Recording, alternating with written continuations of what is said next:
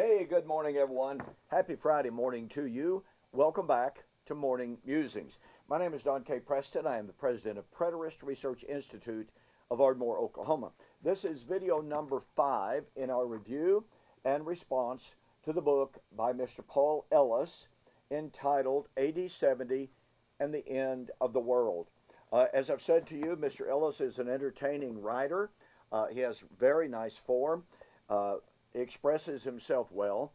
Unfortunately, his book is absolutely rife with false assumptions, logical fallacies, anachronisms, and just, leaps of logic and leaps of concept that just kind of leaves me shaking my head in wonderment. And I mean no disrespect whatsoever to Mr. Ellis, but it's just one of those type of things. And listen, I once shared the presuppositions that he writes about. I once shared and believed in the eschatology that he's setting forth in this book. I once believed that in Matthew chapter 24, when the apostles, in response to Jesus' prediction of the fall of Jerusalem and the temple, I believed that when they said, "Tell us, when shall these things be? What shall be the sign of your coming in the end of the age?" I once believed they were asking about two different things, but that they were confused, that they were ignorant, that they inadvertently and ignorantly conflated the end of the world with the fall of Jerusalem. And did you notice the title of Mr. Ellis's book, AD 70 and the End of the World? Because you see, in the book, Mr. Ellis says the disciples, the apostles, believed and thought they were asking about one thing, but they really weren't. Now, he doesn't overtly say the apostles were confused. He does not explicitly say the apostles were ignorant. But when he says they thought they were asking about one thing, but in reality, they were asking about two things, he is inserting his presuppositional concepts into the text. He is not allowing the text to speak for itself. He is assuming the concept of a literal material or a literal physical end to the material world. And he is interjecting that concept into the text. When the apostles believed that the time of the fall of Jerusalem and the temple was to be the end of the age, not world, not world, not world. Okay? The end of the age. Now, I've asked this question many times on my YouTube videos. What age did that old covenant temple standing at Jerusalem when Jesus predicted its demise, what age did that temple represent? It most assuredly did not represent and symbolize the church or the gospel. It represented Moses and the law and the prophets.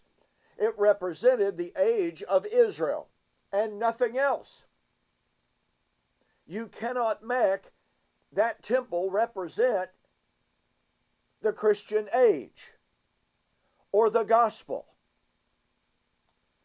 Where would the disciples ever get the idea that in predicting the fall of the temple, the destruction of the temple, Jesus was predicting the end of the gospel age, the end of the preaching of the gospel? Where would they have gotten that idea? They certainly would never have gotten it from the Bible, I can assure you that. Anyway, so we continue. Mr. Ellis takes the traditional view that in Matthew 24, 4 to 35, we have Jesus predicting the end of the Old Covenant age. Actually, he believes the Old Covenant ended at the cross and that AD 70 was a sign of that. What's interesting is that he acknowledges that verse 34 can be viewed as a reference to the destruction of the temple, because he points out, correctly and rightly so, that the temple in Jewish thought represented or was called heaven and earth. And so he makes a point of saying, very well stated as a matter of fact, that when Jesus said, heaven and earth shall pass away, my words shall never pass away, he was contrasting the passing of the temple in the Old Covenant with his gospel. Well, amen.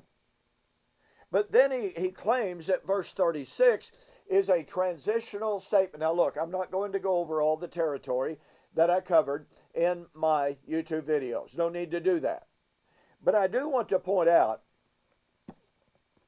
that he tries to set forth some contrast between the AD 70 event and his coming at the so-called end of the world. This is found on page 87 and following. And he calls this a contrast between Mordor and Pleasantville. And he says, the preterist view that Christ returned in AD 70 can only be true if Christ is mistaken, which is a fairly serious problem.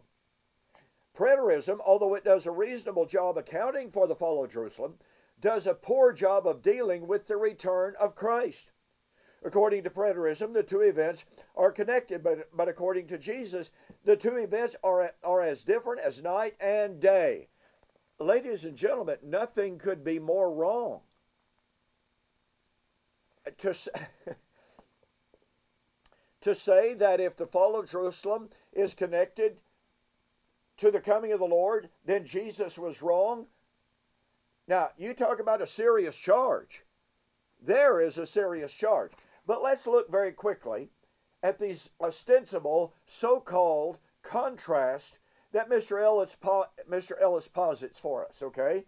Number one, he says that in regard to the fall of Jerusalem, that before it would occur, false Christ would appear, there would be wars and rumors of wars, there would be famines, earthquakes, and persecution. And in contrast to that, which supposedly proves that the coming of the Lord could not have been in the first century, he says, basing this upon Matthew 24:37 and following, that people would be eating and drinking, that would be marrying and giving in marriage, men would be working in the fields, women would be grinding at the mills. Well, let's just ask ourselves a question. In the time between Matthew 24, verse 2 and 3, and the fall of Jerusalem in AD 70, a period of approximately 37 years. Are we supposed to believe that nobody was eating and drinking? Really? Are we supposed that nobody was marrying and giving in marriage? Seriously? By the way, we know from 1 Corinthians chapter 7 that the folks over there in Corinth were doing lots of marrying and giving in marriage. See? Yeah, they were going right on. Are we supposed to believe that in the period between Matthew 24, 2 and 3, until AD 70, nobody would be working in the fields?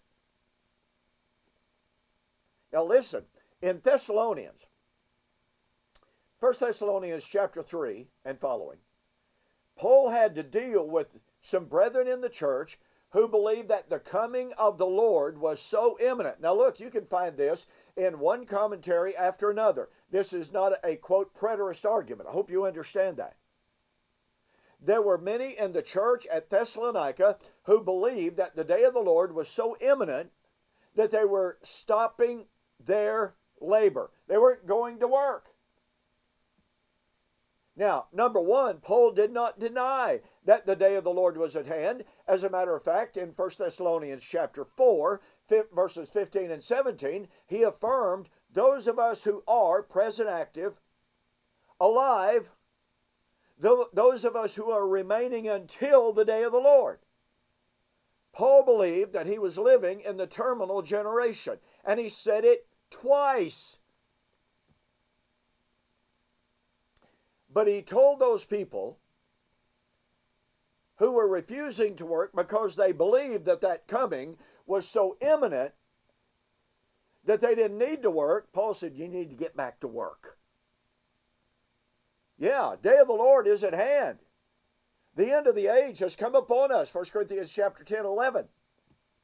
The time has been shortened. The fashion of this age is passing away. 1 Corinthians chapter 7, 28 to 32.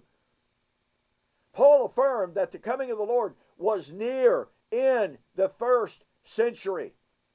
And he told people, get back to work.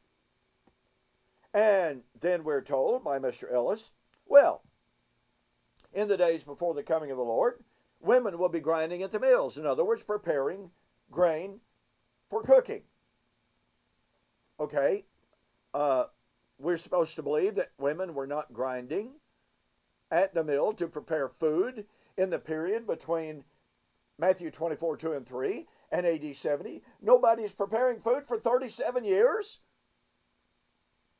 Now, the question is, who is going about their daily business of eating and drinking, marrying and giving in marriage, going to the fields, grinding at the mills? Who was it that was going about their normal business during that period of time? It was the people who did not believe the message that imminent destruction was on its way. Who, just like in the days of Noah, they heard the preaching of coming judgment, but who said, are you out of your ever-loving mind? It's going to flood? Are you crazy? Jerusalem's going to be destroyed? Have you even looked at the city and its walls? Have you even looked at the temple with its walls? No, pardon me. Nope, ain't happening. So the point being, pardon me, that Mr. Ellis's supposed contrast completely overlooks who it was that was going to go about their business, eating, drinking, living, giving in marriage, etc., etc. And by the way, Paul never ever told anyone not to get married. Matter of fact, he said just the opposite there in 1 Corinthians chapter 7. He never told anyone not to go about their business of preparing food and all of those other things, even though the judgment on Jerusalem and Judea was coming in that generation. He never told anybody in Judea not to go about their normal business, except just like Jesus. Jesus said, when you see the abomination of desolation, flee. And guess what? Mr. Ellis says they did that. But you see, until they saw the abomination, what were they supposed to be doing? Well, pretty much going about their business. Eating, drinking, grinding their food, going ahead and getting married. You see, Mr. Ellis is setting up false contrast. He is setting up false contrast between two different groups. And he is assuming that only one, that everybody would be eating, drinking, etc., going about their business, ignoring the warnings, when in fact, only the unbelievers, you got two different groups. One group would be eating and drinking, but fully aware of the signs. And as Paul would therefore say in 1 Thessalonians chapter 4, now, brethren, concerning the times and the seasons, you have no need that anyone write to you concerning the day of the Lord, because you yourselves know perfectly that the day of the Lord comes as a thief in the night. For when they say, not you, when they say peace and safety, then sudden destruction comes on them, not on you. Why not on you? Because they were watching. That's why. Those who were saying peace and safety, just like in the days of Noah, they heard the preaching, they knew the message, they knew the threat, but they did not believe it, and therefore sudden destruction came upon them. And then, because I'm running out of time here, Mr. Ellis says, Jesus said time and again that the disciples would see the first prophecy, and by that he means the fall of Jerusalem. But the second prophecy, and by that he means the end of the world, which he takes for granted, reading that end of the text, reading it into the context, without any justification whatsoever. Look, without even any attempt to prove it. Okay? None. At least up to this point. But then he says the second prophecy was something they would never see. And he gives us Luke 17:22, where Jesus said to his apostles, the days will come when you will long to see one of the days of the Son of Man, but you will not see it. So here's what Mr. Ellis is telling us. Mr. Ellis is telling us, first of all, the destruction of Jerusalem was not the coming of the Lord. That's his primary fallacy. Number two, he said the days were coming, Jesus did, in which his apostles would long to see his coming. But you will not see it, Jesus said. So here you see, according to Mr. Ellis, we have proof positive that Jesus was delineating between the AD 70 event, which he says was not the coming of Jesus in judgment on Jerusalem, which, by the way, is the linchpin of much of what Mr. Ellis has to say, and we'll get to a discussion of that, but not now. So anyway, Mr. Ellis is saying the apostles would live to see the fall of Jerusalem, but here Jesus is clearly, according to Mr. Ellis, delineating between the coming fall of Jerusalem, which was not a judgment from God, not a coming of the Lord, a coming of Jesus in judgment on Jerusalem. He calls that a false doctrine. He says, men have taught for centuries that AD 70 was the coming of the Lord in AD 70, but he says they're wrong. We'll see. So once again, he delineates between what the apostles would see, i.e. the signs and the destruction of Jerusalem, versus the day of the Lord, which they would never see. Now here's what is absolutely fascinating, and you've just got to catch the power of this. I've shared with you prior to this video how Mr. Ellis says the reference to the coming of the Son of Man is a reference to his ascension in Acts chapter 1. Okay? Don't fail to catch this. The coming of the Son of Man is the ascension, which he says the apostles saw. But now, right here in Luke 17:22, he does a complete 180, and he says, the days will come when you would desire to see one of the days of the Son of Man, and you will not see it. So on the one hand, he tells us that the apostles would see the coming of the Son of Man. On the other hand, he says, oh wait, no, you will not see the coming of the Son of Man.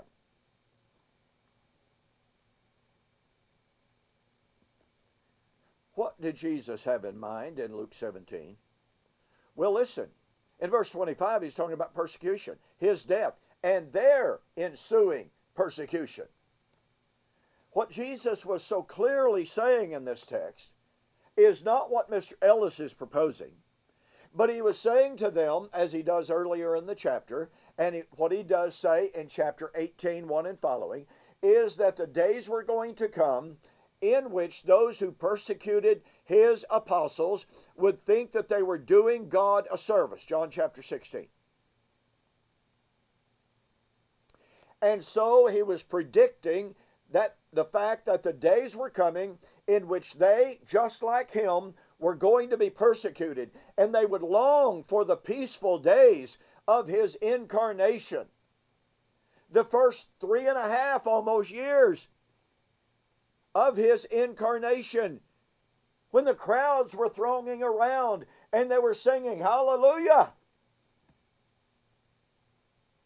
Throngs, thousands upon thousands of people gathered around to hear him teach, to hear him preach, just to see him. So Jesus saying, the days are coming in which you will see one of the days of the Son of Man, is a reference to the halcyon, peaceful days of popularity when Jesus was on earth. But he said, you're not going to see those peaceful days again. Why?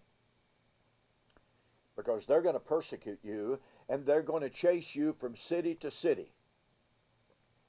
You will not have fled through all the cities of Jerusalem until the Son of Man has come.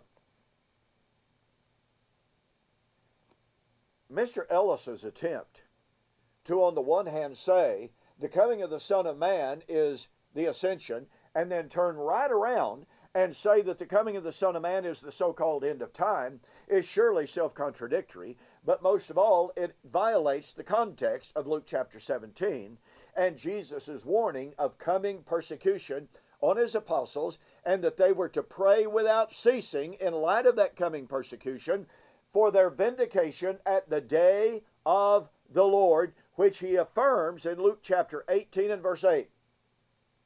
Will God not avenge his elect who cry out to him day and night? Yea, verily I say, he will avenge them speedily. But when the Son of Man comes, listen folks, that's not his ascension. When the Son of Man comes, will he even find faith on the earth? You see, persecution is the context. Persecution is the key to desiring one of the days of the Son of Man and not seeing it again. And so once again, I suggest to you that Mr. Ellis has read into the text and context of the Olivet Discourse. Number one, confusion on the part of the apostles. Number two, an artificial paradigm and narrative in regard to the days of the Son of Man. And he's read into the narrative false contrasts between the Lord's coming in AD 70 and the so-called imaginary end of the world. Listen, don't forget, I've written a book on the claim which is absolutely foundational to Mr. Ellis's paradigm. Okay? Absolutely foundational. Remember, he says the apostles thought they were asking about one event. In reality, they were asking about two. So Jesus talks about two. I can't tell you how fundamental that is to his paradigm. Okay? So I've written this book, Watching for the Parousia, where Jesus' apostles confused.